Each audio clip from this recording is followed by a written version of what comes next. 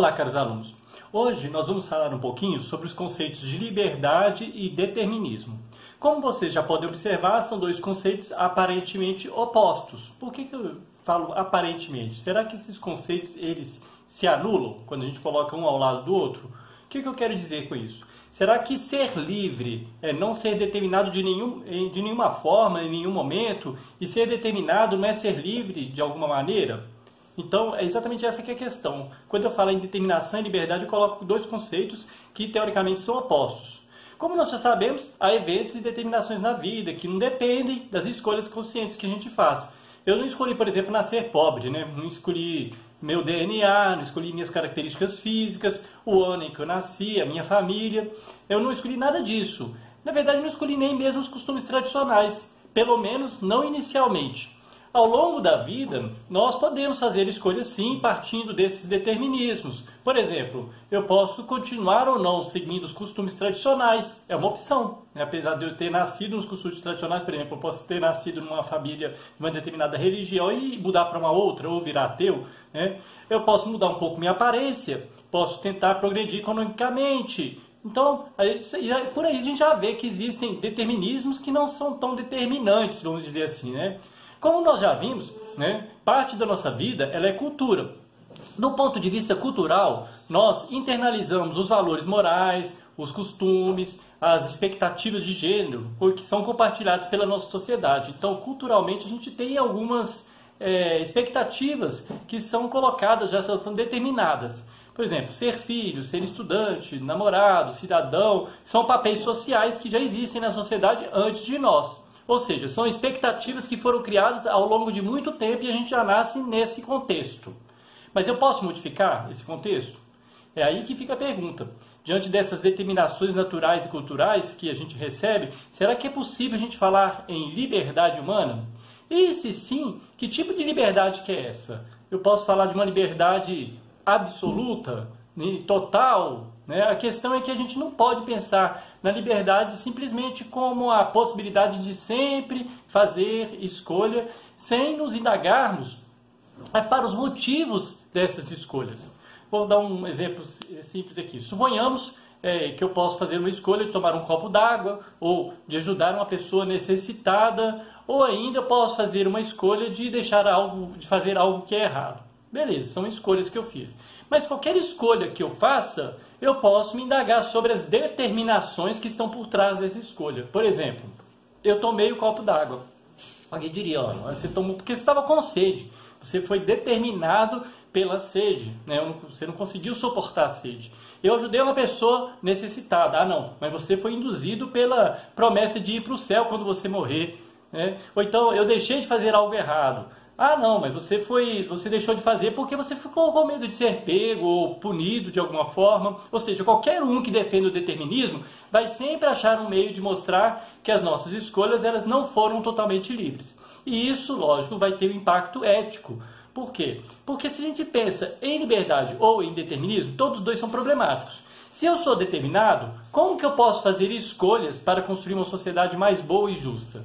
Qualquer esforço que eu faça pode acabar esbarrando em alguma forma de determinação da natureza, uma determinação social, biológica, etc.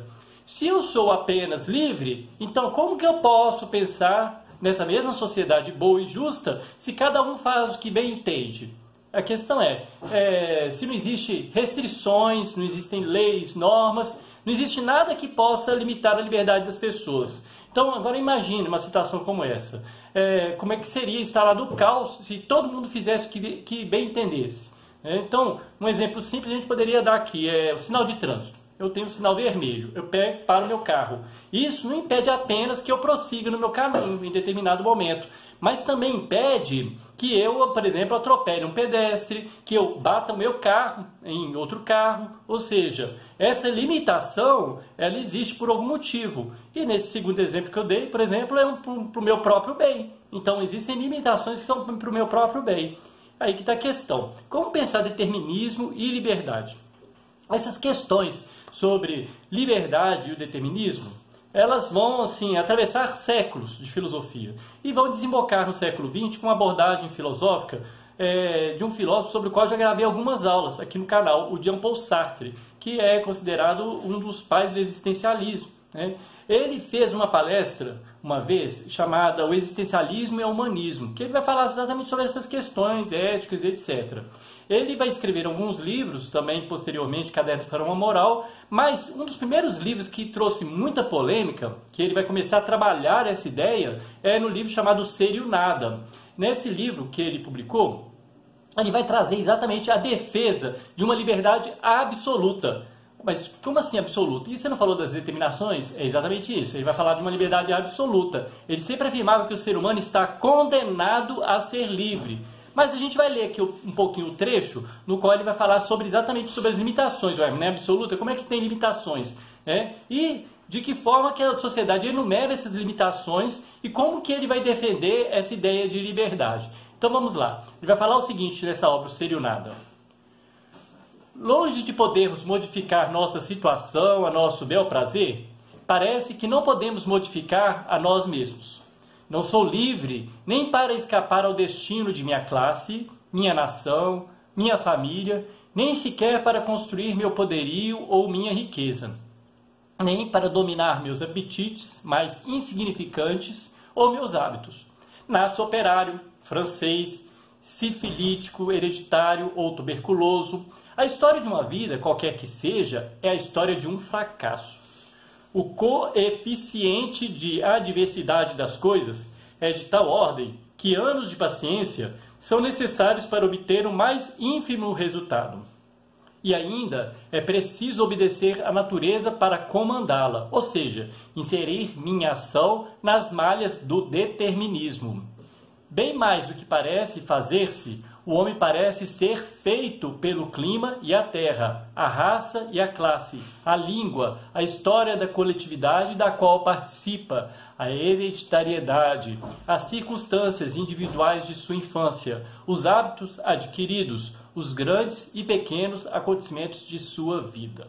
Então veja bem, ele vai falar aí de coeficiente de adversidade. Então, diante dessas afirmações, a gente pode perceber que Sartre ele defende que mesmo com todos esses fatores limitadores, com esse coeficiente de adversidade, o ser humano é um ser livre, ou seja, ele não é determinado. Ao contrário do objeto que, em essência, precede a existência, no ser humano a existência ela vem primeiro, depois que vem a essência. Ou seja, primeiro o ser humano existe no mundo, ele está lançado no mundo, é um projeto, faz escolhas, e só depois ele se constitui enquanto essência. Por exemplo, esse furador de papel aqui, ele existe já na ideia de quem o fez, né? Existe uma essência do furador de papel, vamos dizer assim, né? Outra ilustração que a gente poderia dar, por exemplo, é de um trabalhador que constrói uma casa. Ele primeiro tem um projeto da casa que vai ser construída, ela já existia como essência. E em um projeto arquitetônico, essa essência está ali reproduzida. E ela depois vai tomar a sua existência. No ser humano é o contrário, né? A existência ela vem primeiro, né? Depois que vem a essência. Porque o ser humano vai construindo a sua essência a partir das suas escolhas. O ser humano, quando ele nasce, quando ele é uma criança, ao nascer, por maior que seja que a gente tem uma expectativa, né? Essa criança nasceu numa família assim, assim, assado, ninguém consegue dizer com absoluta certeza qual que é o futuro de uma criança quando ela nasce. Então a gente olha para a criança, ela nasceu pobre. A possibilidade que ela tem de ter um determinado destino, a gente pode até ter ali uma ideia e tal, mas você não tem uma determinação de toda a sua vida. O ser humano ele está paradoxalmente nesse sentido condenado a ser livre, porque ele não escolhe nascer, não escolhe viver para sempre, mas entre o nascimento e a morte, ele é responsável por todas as escolhas que ele faz.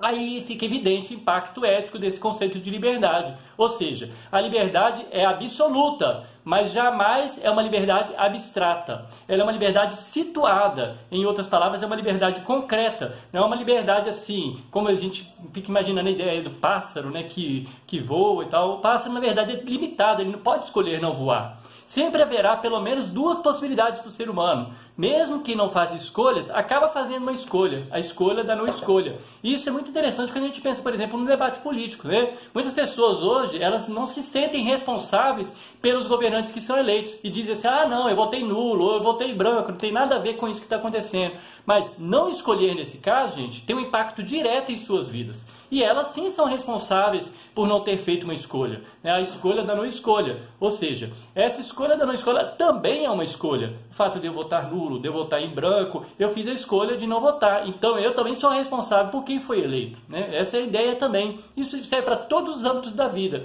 Nós somos condenados a fazer escolhas e sempre a nos responsabilizar pelas escolhas que a gente faz. E ser livre é, em suma, ser. O que significa isso? Não existe diferença entre o ser do ser humano e o ser livre, ou entre a realidade humana e a liberdade. Realidade humana é liberdade, liberdade é realidade humana. Sartre vai dizer assim: a liberdade humana precede a essência do homem e torna-a possível. A essência do ser humano acha-se suspenso na liberdade. Logo, aquilo que chamamos liberdade não pode se diferenciar do ser da realidade humana. E aí, você ainda acredita que não é livre? Deixe nos comentários aí o seu argumento, lembrando que ao defender a liberdade, Sartre ele jamais descartou as limitações, mas ele sempre mostrou que elas jamais são determinantes em última instância. Existem limitações, existem alguns determinismos, mas eles não são determinantes. Então eu espero que tenha sido claro. Até a próxima aula.